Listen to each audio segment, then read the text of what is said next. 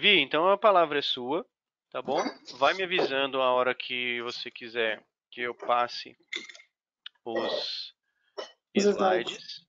É, Tá. eu não estou conseguindo acompanhar o chat e passar a apresentação ao mesmo tempo, então eu peço a gentileza que ou vocês anotem as perguntas e no final a gente abre para pergunta, ou se a Vivian quiser e permitir, vai interrompendo a apresentação, fazendo as perguntas que vocês quiserem e a gente vai conversando aí.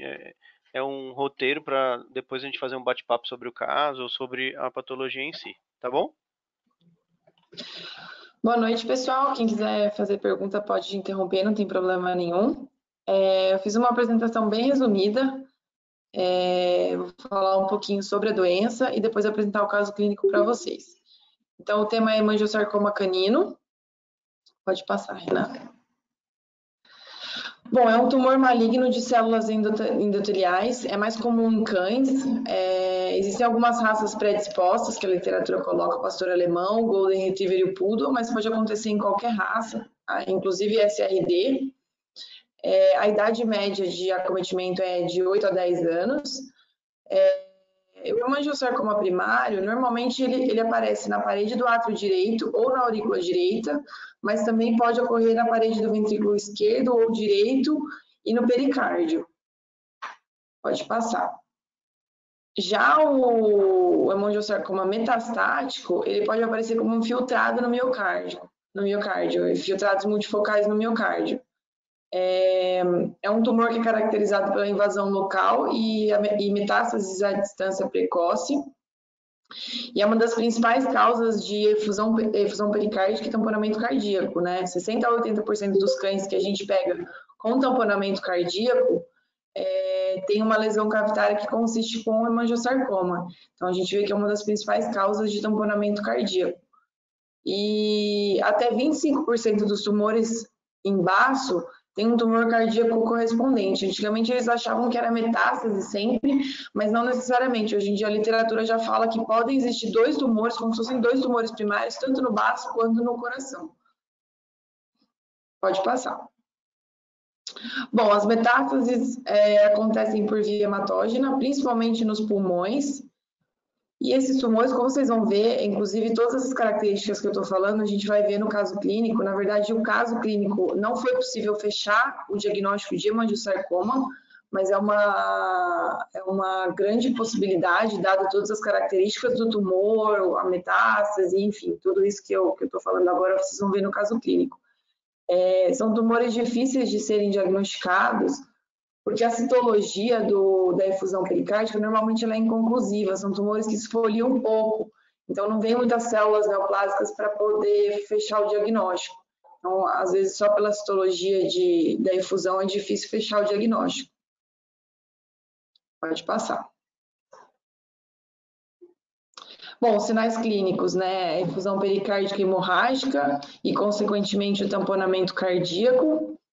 Isso pode levar a síncope, ataxia, cianose. Pode passar, Renan. O tratamento consiste na pericardiocentese, em alguns casos associada à quimioterapia. A pericardiectomia é feita naqueles casos, pode ser feita naqueles casos em que é necessário ficar fazendo pericardiocenteses recorrentes, porque a efusão fica sendo formada muito rapidamente, mas a pericardiectomia não está associada ao aumento de sobrevida, ela só ajuda a não ter que ficar fazendo pericardiocentese. E em alguns casos, dependendo do caso, né, pode ser feita a ressecção do tumor. Mas normalmente, assim, é um tumor que a literatura coloca como sobrevida até 6 meses. Então é bastante agressivo, assim, a sobrevida é curta. Bom, vamos para o caso clínico. O caso Vivi, clínico.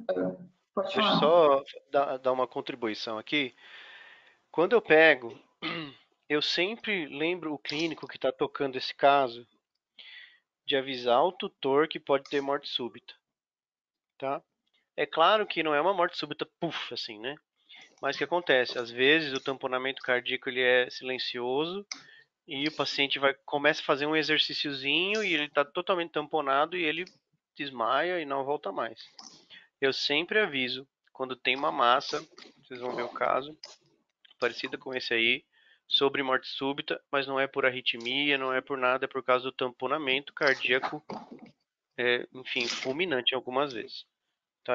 Eu acho legal passar essa experiência para vocês aí, que eu já tive alguma.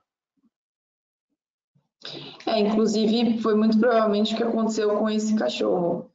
Ele teve alguns quadros de efusão pericárdica, foi drenado várias vezes, e aí, uma das vezes, provavelmente ocorreu um tamponamento e ele veio a óbito. Bom, o caso é o Touché, é um canino SRD de 15 anos, macho, com 17 quilos. Ele tinha um histórico de ter rompido um tumor no baço, foi para a cirurgia, né? Foi feita a esplenectomia. E aí foi mandado para histopatológico, e no histopatológico veio o diagnóstico de hemangiosarcoma esplênico multifocal moderadamente diferenciado. Isso antes de ser diagnosticado com essa massa aí no coração, né? No dia que foi feito, a gente fez o ecocardiograma e a drenagem da efusão. Ele teve um episódio de síncope, teve dispneia, foi internado na clínica. Ele apresentava anemia normocítica normocrômica e leucocitose leve por neutrofilia, que segundo a literatura são alterações hematológicas que o animal com hemangiosarcoma pode apresentar. Como eu falei, ele teve um episódio de efusão pericárdica antes desse dia que eu fui fazer o exame dele. Foi feita a drenagem e eles enviaram para a citologia, mas não foi conclusiva, né? Por aquilo que eu falei, é um tumor que não esfolia muito, então não veio com nenhuma célula neoplásica, nada que pudesse fechar o diagnóstico de hemangiosarcoma na citologia, né? Bom, no dia do exame, ele fez um exame radiográfico antes, e aí foi visto que já tinha nódulos metastáticos no parênquima pulmonar e tinha uma cardiomegalia porque ele estava com efusão pericárdica. Então dá para ver aí os nódulos no pulmão. Ele já tinha uma metástase pulmonar que, como eu falei agora há pouco, um dos locais de maior acometimento para metástase são os pulmões. Então, mais uma coisa aí que faz a gente pensar em um hemangiosarcoma. Pode passar, Renan. Bom, esse é o eco dele, no corte apical 4 câmaras, dá para ver que tem bastante efusão pericárdica. E ele já tinha tamponamento cardíaco também.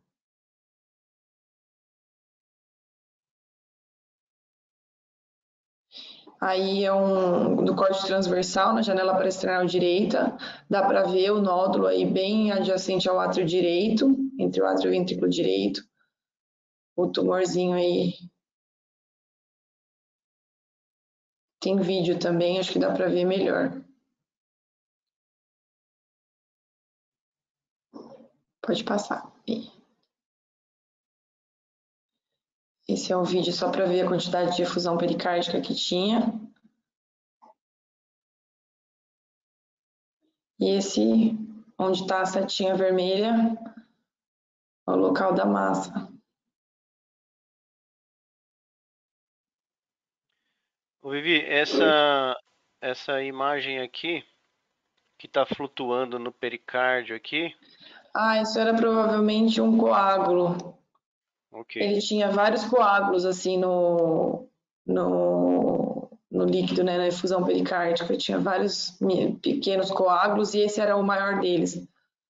Mas dá para perceber que a massa mesmo, ela tá fixa ali, né? O coágulo ele fica meio que nadando ali no meio da efusão. Sim, eu queria também chamar a atenção de vocês da oscilação da parede do VD aqui, ó. Veja que ela oscila, né? Faz como se fosse uma onda.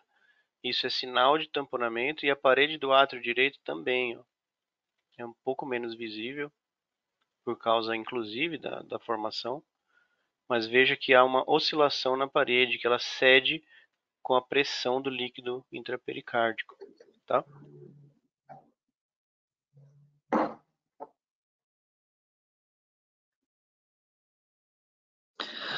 Bom, como eu falei, não foi possível fechar 100% o diagnóstico de hemangiosarcoma, mas dada a localização do tumor, que era bem adjacente a átrio direito, né, parte direita, ventrículo direito, considerando metástase pulmonar e considerando também que o animal já tinha feito uma esplenectomia e que o histopatológico veio como hemangiosarcoma, muito provavelmente esse foi um caso de um hemangiosarcoma cardíaco. Depois esse dia foi feita a pericardiocentese, né? Eu guiei para o veterinário fazer a pericardiocentese. Depois desse dia eles tentaram iniciar uma quimioterapia, achei com doxorubicina. Se não me engano, ele fez 2 sessões, eu conversei com eles depois, porque eu só fui fazer o exame, né? Mas eu peguei o histórico do animal depois. Eles fizeram 2 sessões de quimioterapia. O animal teve outros episódios aí de efusão pericárdica, em que teve que ser drenado. Acho que as 2 foram de madrugada, que ele começou a ter sintoma, e aí levou em hospital 24 horas, foi feita a pericardiocentese, e ele acabou vindo a óbito pouco tempo depois, provavelmente por tamponamento cardíaco.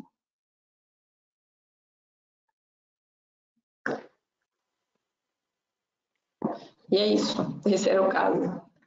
Muito bem, Vivi. Muito legal. Parabéns aí pela apresentação, viu?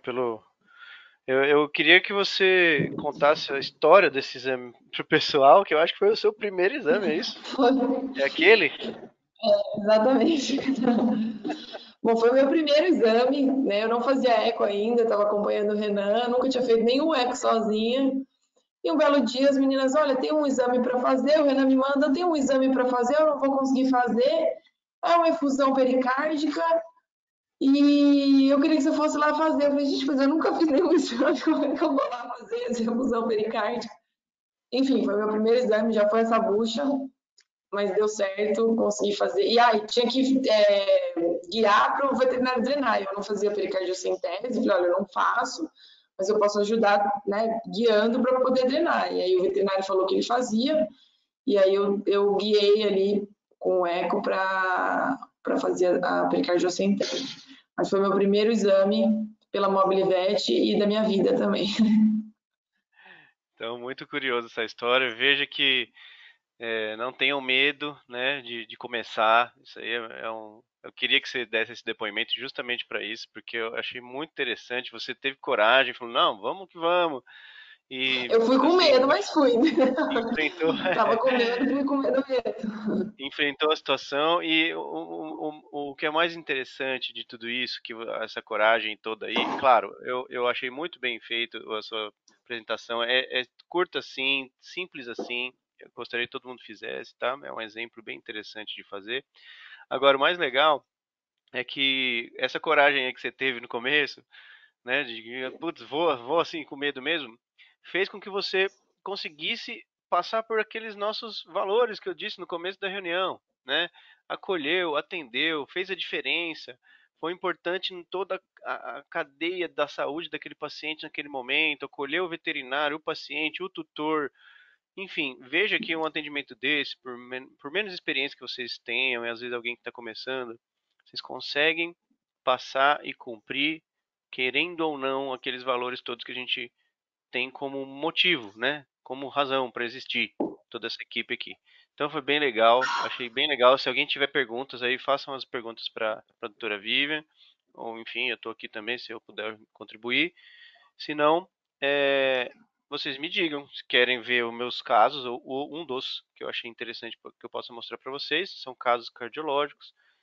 Infelizmente, pessoal do ultrassom. Apesar que eu tenho ultrassom de tórax, né? Ultrassom de tórax eu acho que seria mais interessante para todo mundo, que eu acho que quem faz eco e quem faz ultrassom de abdômen tem toda a capacidade de fazer ultrassom de tórax, tá? A gente pode inclusive treinar no domingo que vem para quem vai no treinamento. Fica aqui o convite para ir no treinamento. No domingo vocês vão voltar de tarde, vai de manhã no treinamento, tá? Ainda tem vaga de carona se quiser. Enfim, e Ah, aí, eu vocês quero querem carona, ir? Renan. Antes que eu Hã? esqueça, eu quero carona. Antes que eu Quer esqueça. carona? Beleza. Eu Tá também quero inclusa. carona. 3, beleza. Tem mais uma vaga porque a Fernanda não vai, ela não vai poder ir. Então vai ser só eu. Vocês vão ter a felicidade de contar só comigo uma manhã inteira de domingo. Yay!